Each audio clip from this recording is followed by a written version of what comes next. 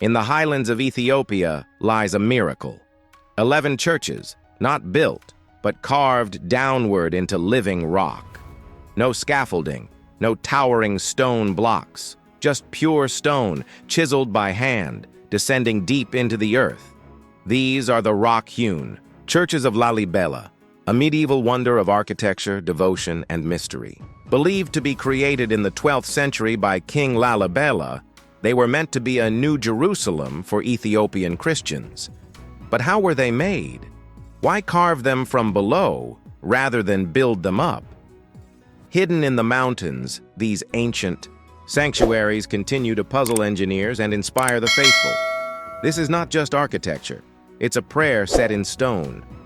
The story begins with King Lalibela, who ruled Ethiopia during the Zagwe dynasty.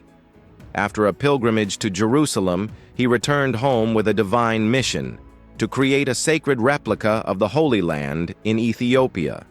Jerusalem had fallen under Muslim control, making pilgrimages dangerous.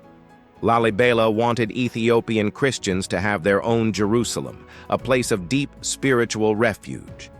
The churches were carved near the town of Roha, later renamed after the king. They were not simply buildings. They were expressions of national faith, unity, and resilience. Through stone, he hoped to connect heaven to earth. Each church was cut from a single block of volcanic tuff, a process known as monolithic excavation. Workers began at ground level and carved straight down, removing tons of stone to isolate the structure. Then they hollowed out the interior with remarkable precision. The largest, Biete Medhane Alem, is the biggest rock-hewn church in the world. Its 11-meter-tall columns and vaulted roof were shaped entirely from within. No scaffolds, no cranes, just tools, muscle, and genius. How such advanced construction was achieved without modern machinery remains one of archaeology's great unanswered questions. The churches are divided into two main clusters, symbolizing earthly and heavenly Jerusalem.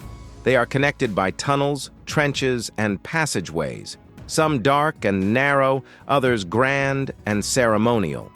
Each church has a name and spiritual function. Beta Mariam, Beta Emmanuel, Beta Golgotha, and more. Many are cruciform in design.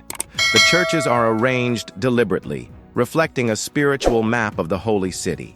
One church, Biete Georgis, St. George's Church, stands isolated and beautifully preserved, shaped like a perfect cross from above. Each structure tells a different story, but all share the same breathless artistry. Unlike many ancient monuments, Lalibela's churches are still active. Pilgrims walk barefoot through the carved courtyards, chant hymns in candlelit halls, and kneel in prayer under 900-year-old ceilings. Every January, tens of thousands gather for Timkat, the Ethiopian Orthodox celebration of Epiphany. White-robed worshippers flood the site, singing and dancing with spiritual joy. This isn't just a historical landmark, it's a living testament to faith that has never wavered. Monks still tend to the churches, using traditions passed down from the very builders themselves. In Lalibela, past and present breathe the same air. Who exactly built these churches, and how, remains debated. Oral tradition says angels aided King Lalibela, working at night while humans toiled by day. Some scholars believe the techniques were inherited from earlier Aksumite architecture. Others suggest foreign influence, perhaps from Egypt or Jerusalem. But no inscriptions tell us who the craftsmen were. The precision, symmetry, and spiritual symbolism point to a highly skilled and deeply devoted workforce. Yet their names are lost to time. Perhaps that's the point. These were not monuments to ego, but anonymous offerings of devotion. Lalibela's churches have endured earthquakes, invaders, and the passing of centuries. But modern threats loom: erosion, water damage, and unregulated tourism. UNESCO named the site a World Heritage Site in 1978, and preservation efforts are ongoing. Protective roofs and careful restoration have helped, but the balance between worship and conservation remains delicate. Conflict in northern Ethiopia has also raised concerns for the site's safety. Lalibela is not just Ethiopia's treasure, it belongs to humanity. Preserving it means honoring not only ancient engineering, but living tradition and belief. The rock-cut churches of Lalibela are more than a marvel. They are a message that faith can shape mountains, that in the absence of tools and machines, the human spirit still finds a way to create the divine.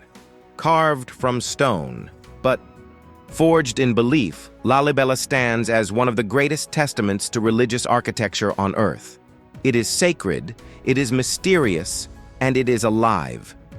Whether you go as a pilgrim or a traveler, one thing is certain: you will leave changed.